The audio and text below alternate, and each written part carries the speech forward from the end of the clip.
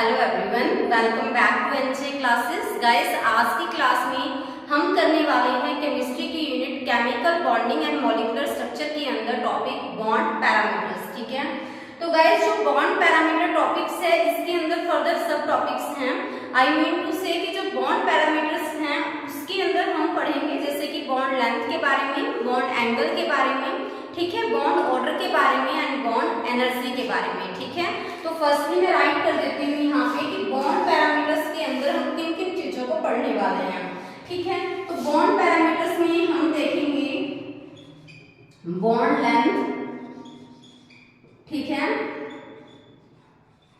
Bond order, bond angle and bond energy. ठीक है, तो इन सब चीजों को पढ़ेंगे हम इसके अंदर बॉन्ड पैरामीटर्स के अंदर। ठीक है, तो देखिए सबसे पहले हम डिस्कस करते हैं यहाँ पर फर्स्ट बॉन्ड पैरामीटर को, तो that is bond length.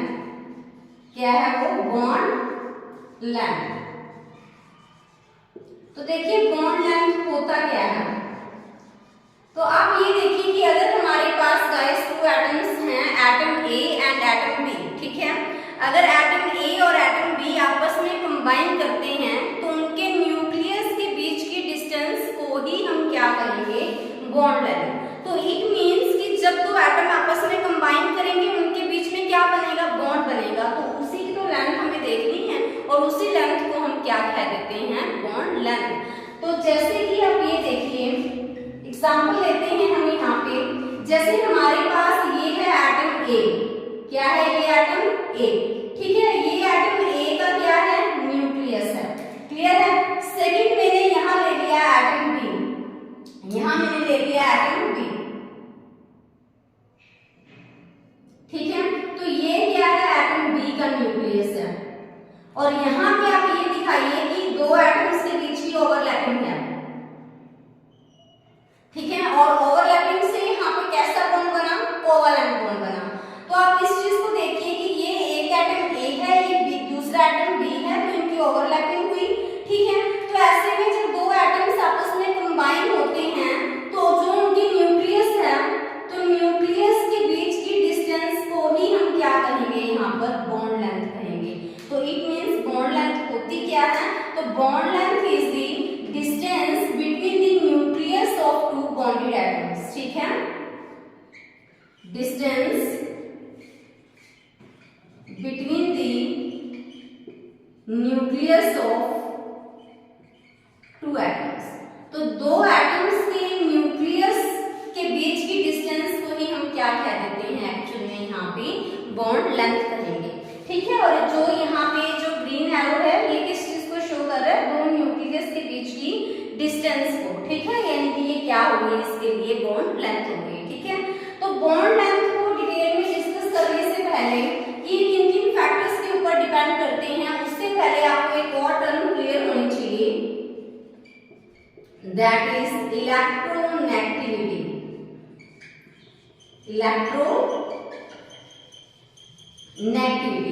Electronegativity होती क्या है? तो जब दो एटम्स के देखो आपस में बॉन्ड बना रखा है तो उन बॉन्डेड एटम्स के अंदर हमने ये देखना है कि दोनों में से किसके पास पावर है कि वो शेयर्ड पेयर ऑफ इलेक्ट्रॉन को अपनी तरफ अट्रैक्ट करे, तो उसी को ही हम क्या कह देते हैं? इलेक्ट्रोनेगेटिविटी। जैसे मान लीजिए यहाँ पे दो एटम्स ए और बी हैं, ठीक है, तो अभी देखिए कि जब ये कोवैलेंट बॉन्ड बनाएंगे तो दोनों की तरफ से शेयरिंग होगी इलेक्ट्रॉन्स की, तो वहां पे शेयर्ड पेयर ऑफ इलेक्ट्रॉन होगा। तो उनमें से अगर दोनों की इलेक्ट्रोनेगेटिविटी सेम है तो जो शेयर्ड पेयर है वो सेंटर में रहेगा। बट अगर उनके अंदर इलेक्ट्रोनेगेटिविटी का डिफरेंस है तो जिसकी इलेक्ट्रोनेगेटिविटी ज्यादा हुई तो वो शेयर्ड पेयर ऑफ इलेक्ट्रॉन को ज्यादा अपनी तरफ अट्रैक्ट करेगा। ठीक है, तो इट मींस इलेक्ट्रोनेगेटिविटी क्या है? It is the tendency to attract shared pair of electron. ठीक है, कि शेयर्ड पेयर ऑफ इलेक्ट्रॉन को कितना अपनी तरफ अट्रैक्ट कर पा रहा है, उस टेंडेंसी को, उस पावर को ही हम क्या कह देते हैं? इलेक्ट्रोनेगेटिविटी। ठीक है, तो मान लीजिए कि जैसे ये ए है और ये क्या है? बी। इन्होंने आपस में बॉन्ड बनाया हुआ है और क्या है कि अगर इन्होंने बॉन्ड बनाया हुआ है तो दोनों का ही एक एक इलेक्ट्रॉन कंट्रीब्यूशन में है, ठीक है, दोनों ने ही क्या कर रखा है, शेयर्ड पेयर ऑफ इलेक्ट्रॉन। तो इस तरह से एक एक इलेक्ट्रॉन दोनों का है। तो यहाँ अगर मैं कहूँ कि ए और बी की जो इलेक्ट्रॉन एक्टिविटी है वो क्या है, electron activity of A and electron activity of B, दोनों की क्या है, सेम है।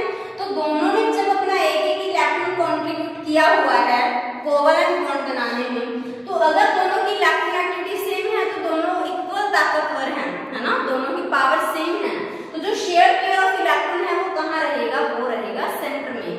बट अगर ऐसा कुछ है कि जो इलेक्ट्रॉन एक्टिविटी ए की ज्यादा है as compare to the electron activity of B, then क्या होगा, अगर ए की इलेक्ट्रॉन एक्टिविटी ज्यादा है किसके कंपैरिजन में, बी के कंपैरिजन में, तो अगर उसकी इलेक्ट्रॉन एक्टिविटी ज्यादा है तो शेयर्ड पेयर ऑफ इलेक्ट्रॉन को अपनी तरफ ज्यादा अट्रैक्ट करेगा।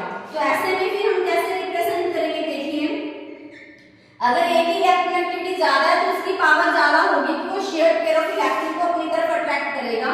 तो ऐसे में जो शेयर्ड पेयर ऑफ इलेक्ट्रॉन है वो ए की तरफ ज्यादा हम अट्रैक्शन में दिखाएंगे क्योंकि उसने शेयर्ड पेयर ऑफ इलेक्ट्रॉन को अपनी तरफ अट्रैक्ट कर लिया। आफ्टर दैट आप देखिए कि अगर हम कहें कि जो इलेक्ट्रॉन एक्टिविटी है वो बी की ज्यादा है as compare to electron activity of A, then हम कैसे रिप्रेजेंट करेंगे। आप देखिए कि अगर यहाँ पे ए है और ये क्या है बी, अगर बी की इलेक्ट्रॉन एक्टिविटी ज्यादा है तो ऑब्वियस सी बात है कि अभी बी अट्रैक्ट करेगा किसको, शेयर्ड पेयर ऑफ इलेक्ट्रॉन्स को अपनी तरफ, ठीक है। तो ऐसे में बी जब अट्रैक्ट करेगा तो इस तरह से वो बी की तरफ चले जाएंगे शेयर्ड पेयर ऑफ इलेक्ट्रॉन्स, ठीक है। तो यानी कि आपको ये चीजें क्लियर हो जानी चाहिए जो हमने इस स्लाइड के अंदर पढ़ी कि जो बॉन्ड पैरामीटर्स हैं उसके अंदर हम देखते हैं बॉन्ड लेंथ को, bond order, bond angle and bond energy. और बॉन्ड लेंथ क्या होता है कि दो एटम्स के न्यूक्लियस के बीच की डिस्टेंस, ठीक है। और नेक्स्ट टॉपिक्स पे मूव करने से पहले कि बॉन्ड लेंथ किन किन फैक्टर्स के ऊपर डिपेंड करती है, पहले आप ये देखिए इलेक्ट्रॉन एक्टिविटी का कॉन्सेप्ट कि इलेक्ट्रॉन एक्टिविटी का मतलब होता है कि किसके पास पावर है कि वो शेयर्ड पेयर ऑफ इलेक्ट्रॉन को अपनी तरफ अट्रैक्ट करे, ठीक है। तो जिसकी अगर इलेक्ट्रॉन एक्टिविटी ज्यादा है ना तो शेयर्ड पेयर ऑफ इलेक्ट्रॉन को अपनी तरफ अट्रैक्ट करेगा, ठीक है।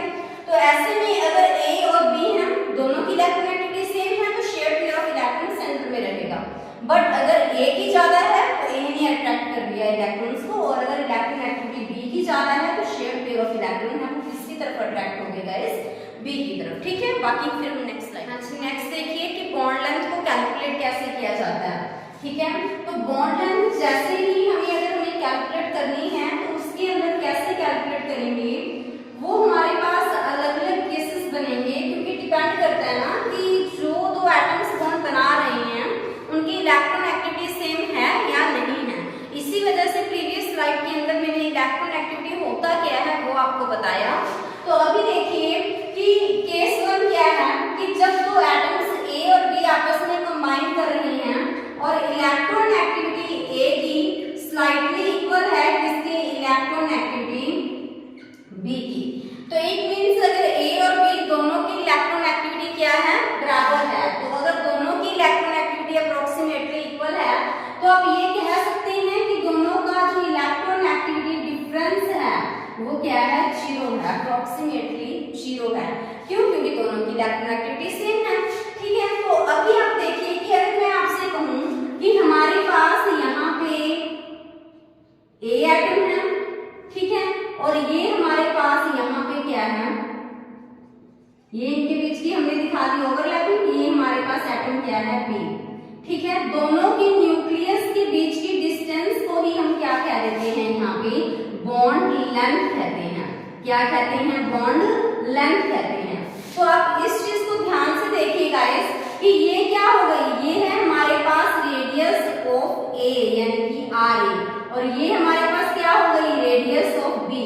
तो इट मींस आर ए क्या है हमारे पास, this is the radius of atom A, ठीक है। और आर बी क्या है हमारे पास, this is the radius of atom B.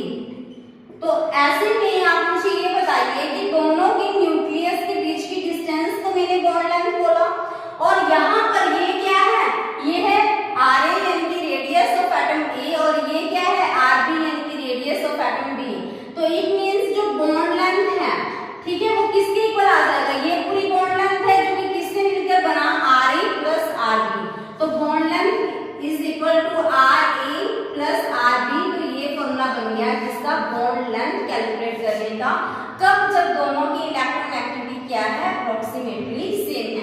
जहां पर आर ए रिप्रेजेंट कर रहा है गाइस रेडियस ऑफ एटम ए और आर बी रिप्रेजेंट कर रहा है रेडियस ऑफ एटम बी। ठीक है, नेक्स्ट वन देखिए कि जो हमारे पास केस सेकंड है वो क्या है, वो ये होगा कि जो इलेक्ट्रॉन एक्टिविटी है ए की और इलेक्ट्रॉन एक्टिविटी है बी की वो बराबर नहीं होगी। देखो फर्स्ट केस हमने यहाँ पे डिस्कस किया कि दोनों की इलेक्ट्रॉन एक्टिविटी बराबर है, तो it means electron activity difference 0 है, तो बॉन्ड लेंथ आ जाएगी R A plus R B. But यहाँ पे आप देखिए कि केस जब ए और बी दोनों की इलेक्ट्रॉन एक्टिविटी बराबर नहीं है, तो अगर दोनों की इलेक्ट्रॉन एक्टिविटी बराबर नहीं है तो इट मींस दोनों का इलेक्ट्रॉन एक्टिविटी डिफरेंस भी 0 नहीं होगा, क्योंकि अगर दोनों की बराबर नहीं है, एक की ज्यादा है एक की कम है, तो इलेक्ट्रॉन एक्टिविटी डिफरेंस कुछ ना कुछ तो आएगा ना। तो उस टाइम अगर हमें बॉन्ड लेंथ फाइंड करनी है, अगर हमें उस टाइम बॉन्ड लेंथ फाइंड करनी है, देन हम ये वाला फॉर्मूला यूज नहीं करेंगे R A plus R B, ये फॉर्मूला यूज नहीं होगा। उस टाइम कुछ नया फॉर्मूला लगेगा, वो आपको ध्यान रखना है, R A plus R B minus 0.09 modulus X A minus X B. ठीक है, तो यहाँ पर आप इस चीज को ध्यान दीजिए कि जो ये x है इसको हम क्या रीड करेंगे, चाइल्ड ए, और ये क्या है चाइल्ड बी। तो यहाँ पर जो चाइल्ड ए है वो किस चीज को दिखा रहा है, वो दिखा रहा है हमारे पास इलेक्ट्रोनेगेटिविटी ऑफ ए, और ये रिप्रेजेंट कर रहा है हमारे पास इलेक्ट्रोनेगेटिविटी ऑफ बी। ठीक है, तो इस तरह से हम बॉन्ड लेंथ कैलकुलेट करते हैं in case of that bonded atoms whose electron activity is not same. ठीक है, तो अभी अगर हम देखें कि क्या हम इसको केस 1 के अंदर अप्लाई कर सकते हैं, बिल्कुल कर सकते हैं। कैसे, आप इस चीज को देखिए, केस 1 क्या था कि जब दोनों की इलेक्ट्रॉन एक्टिविटी का डिफरेंस क्या है 0 है, तो अगर मैं कहूं कि ए और बी एटम्स हैं, जब दोनों की इलेक्ट्रॉन एक्टिविटी ही सेम है, तो दोनों को अगर माइनस करेंगे 0 आएगा, तो ये इससे जब मल्टीप्लाई होगा ये भी 0, तो फिर फाइनली हमारे पास बचेगा क्या, bond length is equal to R A plus R B. ठीक है, तो इट मींस ये फॉर्मूला हम उस केस में अप्लाई करते हैं जब दोनों की इलेक्ट्रॉन एक्टिविटी सेम नहीं होती। बट अगर सेम होती भी है उस टाइम भी अगर हम अप्लाई करते हैं ना, तो बाद में सॉल्व होगे तो हमारे पास सिर्फ इतना ही बचता है R A plus R B, अगर हम इसको फर्स्ट केस के लिए अप्लाई करें। ठीक है, आई होप गाइस कि जो बॉन्ड लेंथ फाइंड करना ये आपको अच्छे से समझ आया